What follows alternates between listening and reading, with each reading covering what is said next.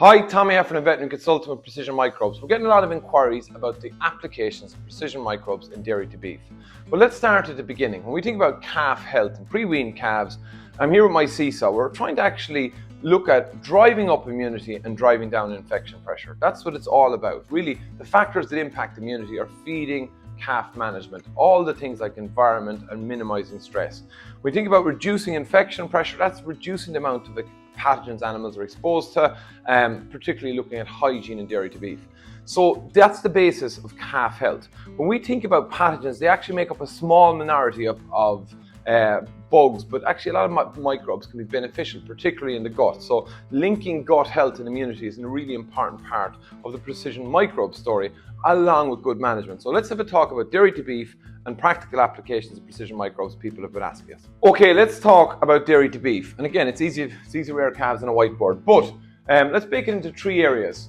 Best practice around dairy to beef systems, some of the key principles. 2, looking at some of the stressors that calves are exposed to. And 3, we'll talk about practical applications. But let's start with best practice. Trying to minimize sources of calves, minimizing transport, getting our genetics right. But calves arrive on farm, we want to minimize that first couple of days because stress is high and that reduces immunity down. It's a big impact on the gut as well. So that's a real risk period. The key thing for me to get right with dairy calves is feeding. So all in, all out pen systems, having a milk bar per pen, some may be using automated feeders, but keeping it really simple. Feeding, if you're picking a replacer, this is key. And I think the biggest thing, it's not very exciting with calves, is consistency. So consistency of replacer. Obviously you want a quality replacer. People talk about skim versus whey. The key thing you want to look at is animal protein, good ingredients, simple milk replacers that are going to deliver results. If your calves come into your farm at 2 weeks, 3 weeks, 4 weeks, there's still a huge amount of their calories and growth have to come from milk replacer. We've got to link milk feeding as well with immunity and performance. Remember that seesaw at the start? It has a huge impact on immune function and growth in the young calf. And even in lifetime performance, even in our beef animals, the first 50 days, the calf cells are doubling. Okay, you can get compensatory growth after, but we want to get that milk feeding right. So consistency is key. It could be the height of the milk bar, changing teats, just trying to get optimization. So I'm a fan of a little bit more milk for calves, and then really looking at the environment. So the environment, of course, has a big impact. Space per calf, plenty straw, good drainage, getting fresh air in there to actually act as a disinfectant, killing bugs in the environment. Talking to your own vet around vaccination programs. We know dairy to beef calves, a big challenge aside from digestive issues is pneumonia. So getting the right vaccination protocol in place. But the key drivers really for me are feeding, space per calf, and then looking at putting in simple hygiene routines, particularly around feeding equipment, understanding the difference between detergents and disinfectants, getting good wash routines. And it's not a coincidence, I visit a lot of farms, the ones that get less digestive issues really hone in on hygiene, particularly of feeding equipment. The big thing with feeding though is consistency of a quality replacer over time.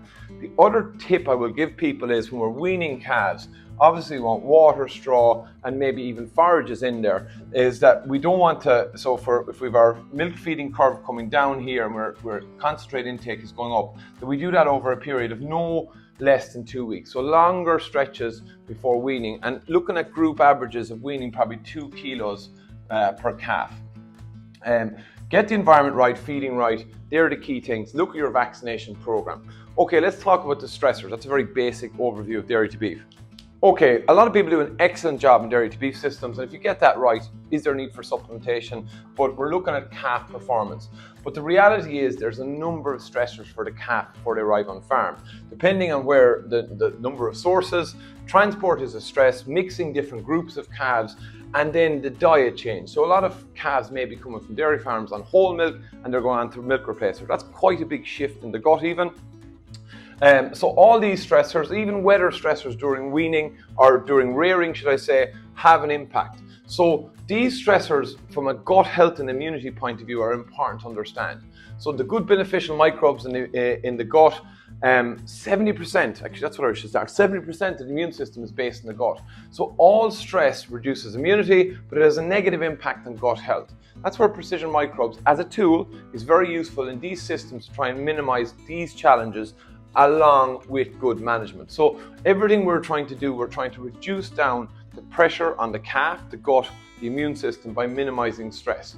There's natural stressors there. I talked about, quality milk replacer, but no matter what we do, all these are little minor stressors, particularly for the first 7 to 10 days in the calf's arrival on farm. So we get lots of questions on precision microbes. I am going to talk about that now on the practical applications and where it may be a benefit on farm. Okay, when we talk about precision microbes, here's a 20-litre drum.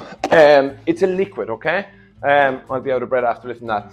It's the only unique organic pro and postbiotic. Now, there's lots of other supplements out there, but it is the only unique organic liquid pro and postbiotic. When we think about precision microbes, it's very unique because it's supporting gut health, it's aiding digestion, it's supporting immune health and digestive health in the calf's digestive tract. So when we spend a lot of time thinking about the quality of replacer going in, but the gut microbiome and gut health is important because that nutrition needs to be absorbed to drive the output and performance of the calves. So we're excellent, and we've seen that on trial work where we've seen calves on precision microbes are getting better growth rates per day. That differs farm to farm, but one of the things I will always say to people, if you're rearing calves and you want to try precision microbes, try them on a batch. If you don't see a difference, you can do the weights, but you can actually, a lot of farmers will see a difference, physical difference in the calves. The dose rate is 30 mils per day per calf. Now, when we think about that, mixing it through milk, particularly this stress period and all the impacts on gut health, it makes a lot of sense that calves will be on it for 7 to 10 days after arrival. We, of course, would like to see them on it for longer because we can see those impacts on performance and health. Because we're getting a lot less issues and we're supporting gut health and immunity, we've also seen less antibiotic usage as well. So why would you use precision microbes? Well, you don't have to use anything, get these basics right. But where we're looking at it, where people are looking at, is to reduction of digestive upsets and challenges in the first couple of days to week after arrival, but then also looking at performance right up to weaning. So, feeding the product right up to weaning. It's up to the individual farm. Talk to your own vet about product applications and what might work for you. Certainly, better gut health and immunity. You're going to get better results from vaccination. You're going to get better results from overall calf health. If you're thinking about using it, put it on a batch this year, look at it at the difference of calves. We have a number of dairy to beef trials going on this spring again to assess that difference between treatment and control groups around performance. So I think that's where the product will eventually land, not a disease product, but a health product, which is very exciting. Okay, that's dairy to beef. We're getting a lot of questions also about liquid dispensers. If you are, it is an extra cost, I know, but it can be fed through automated feeders.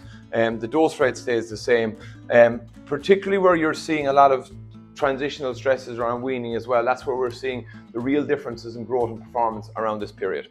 Thanks for listening.